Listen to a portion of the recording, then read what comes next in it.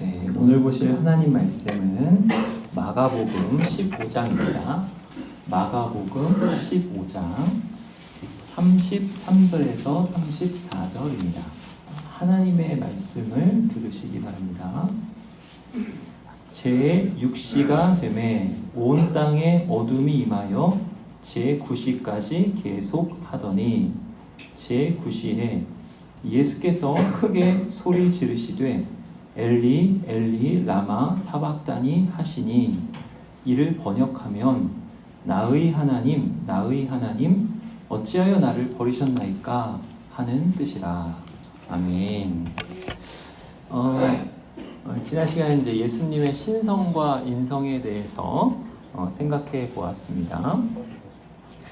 예수님은 참 하나님이시면서 참 사람이라고 했어요. 하나님이시면서 사람이다.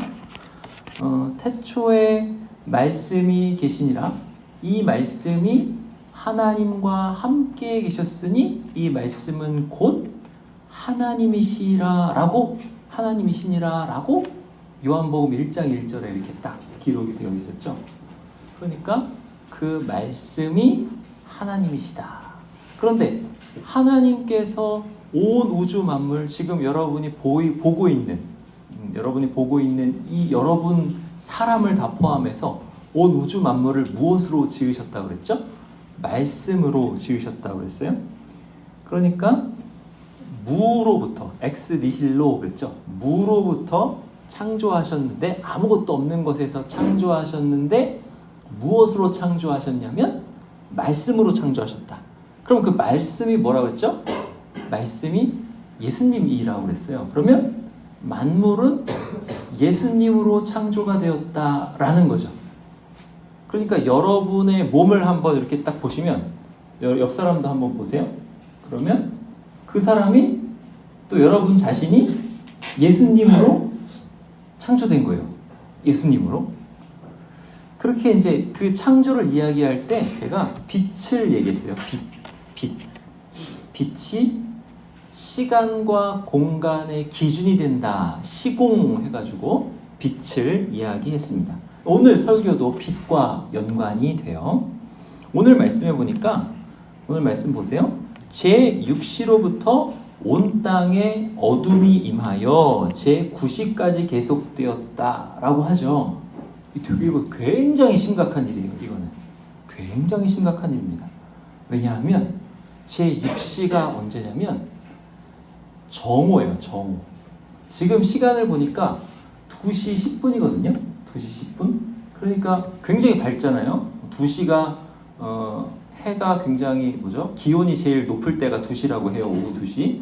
12시부터 해가 쫙 쬐가지고 2시째가 되면은 이제 온도가 많이 올라가는 거죠. 그러면 6시가 언제냐면 정오예요.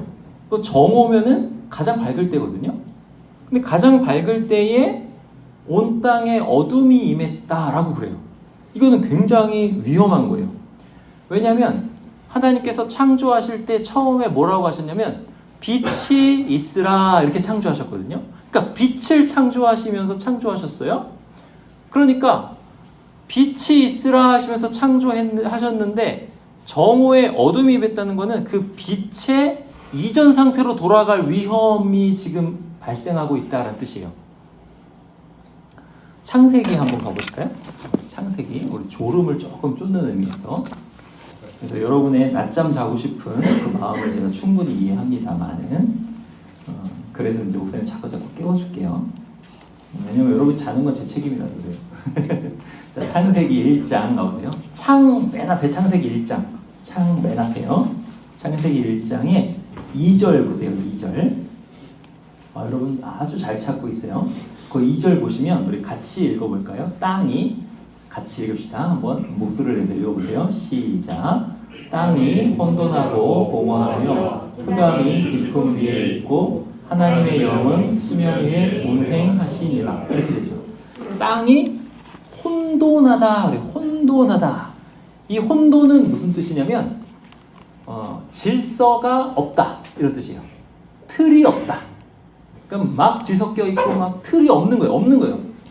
공허는 뭐예요? 공허는 뭐냐면 내용이 없다. 비었다. 이거 비었다. 혼돈은 뭐예요? 질서가 없다. 공허는 내용이 없다. 그럼 하나님께서 창조하실 때 어떻게 창조하셨냐면 질서를 딱 세우시고, 이게 혼돈의 반대예요. 질서를 세우시고 내용을 채우셨어요. 공허의 반대. 그러니까 하나님이 창조하신 건 뭐냐면 혼돈과 공허의 그 상태를 바꾸셔가지고 질서와 내용의 상태로 창조하신 거거든요. 그러니까 이제 없는 것에서, 엑스 니힐로 그랬죠. 없는 것에서 질서도 없고 내용도 없는 것에서 질서도 있고 그 질서 안에 내용도 채우는 그런 창조를 하셨단 말이에요. 그럼 처음에 빛이 있으라. 이게 첫째 날 창조. 빛은 뭐냐면 시간과 공간의 기준이 된다고 그랬어요. 그러면 빛이라는 질서를 딱 세워 놓으신 거예요. 그리고 첫째 날의 빛이에요. 빛이고 넷째 날에 자, 창조의 7일을 지금 얘기할 거예요. 첫째 날의 빛인데 넷째 날에 내용을 채우셨어요. 그래가지고 낮과 밤, 빛이 있고 어둠이 있고 이런 질서를 세우셨는데 거기에다가 낮에는 해가, 밤에는 달이, 그리고 수많은 별들이라는 광명체, 히브리어로 마오르, 광명체들을 내용을 꽉 채우셨어요. 별들이 얼마나 많은지 몰라요. 그런 내용을 꽉 채우신 거예요.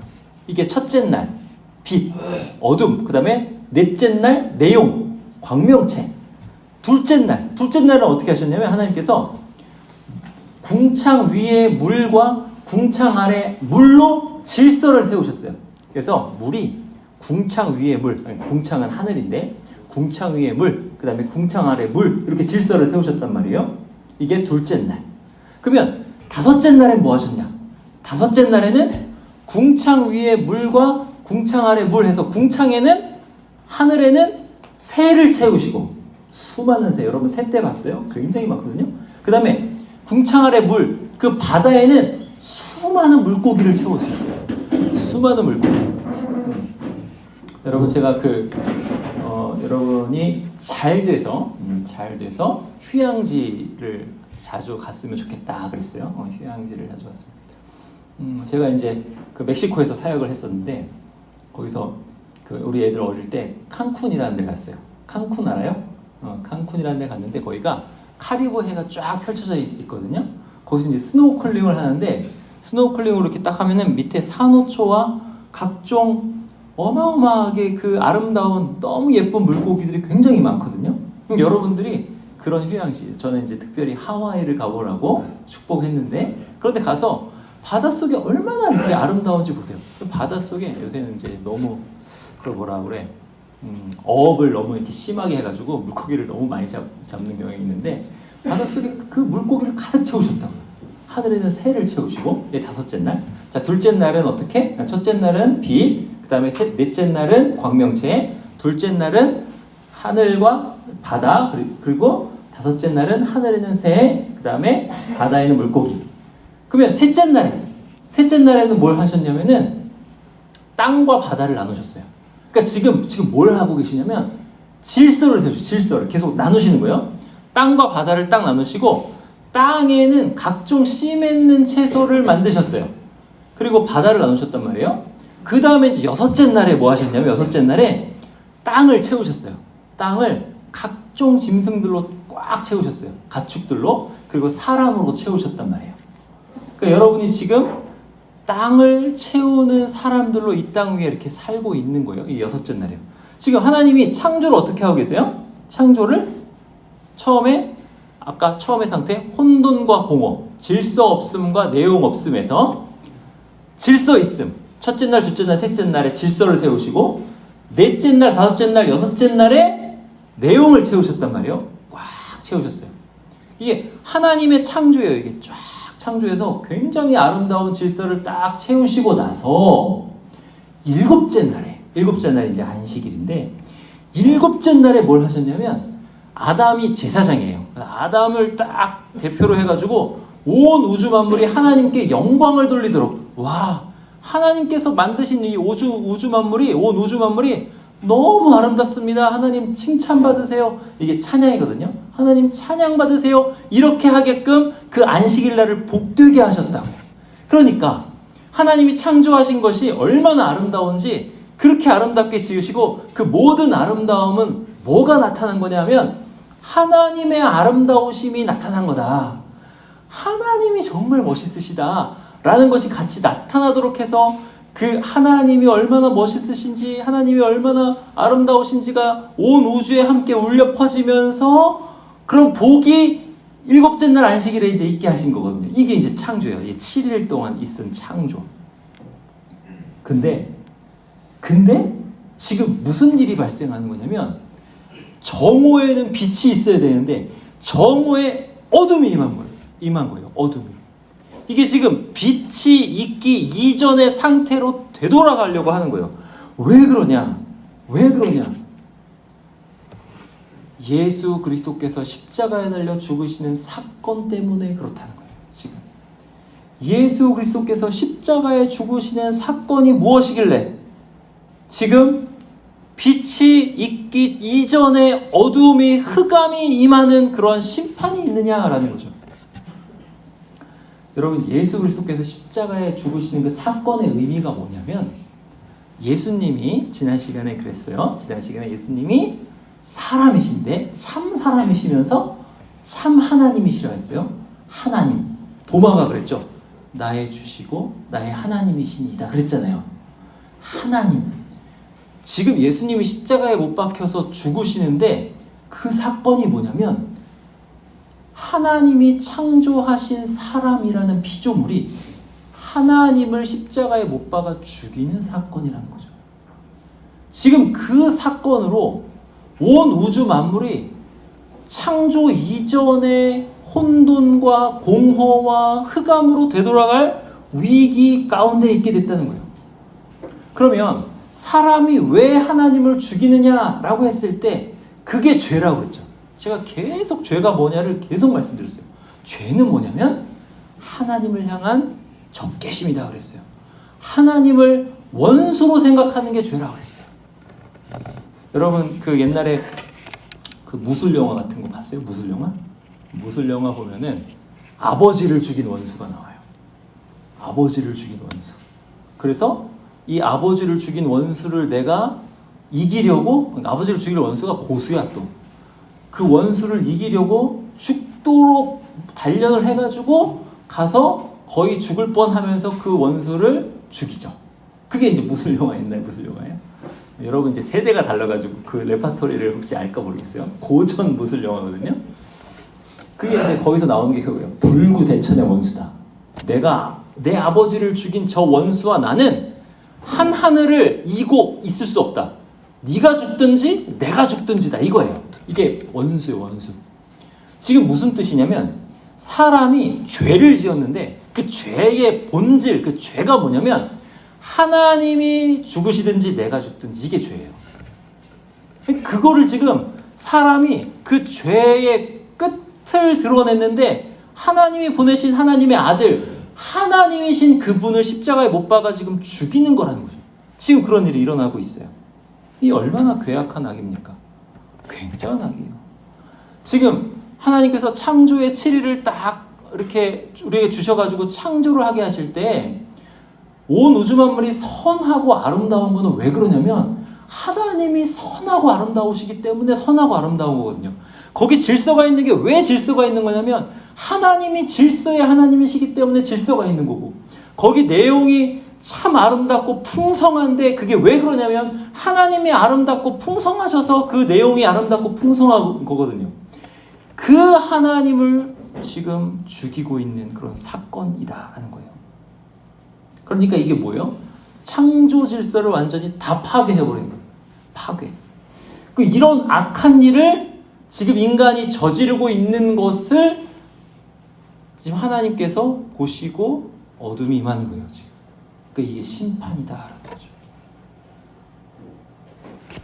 근데 여기에서 지금 이게 엄청난 위기잖아요. 엄청난 위기. 어떤 위기냐면 온 우주 만물이 다 싹 없어질 만한 위기란 말이죠.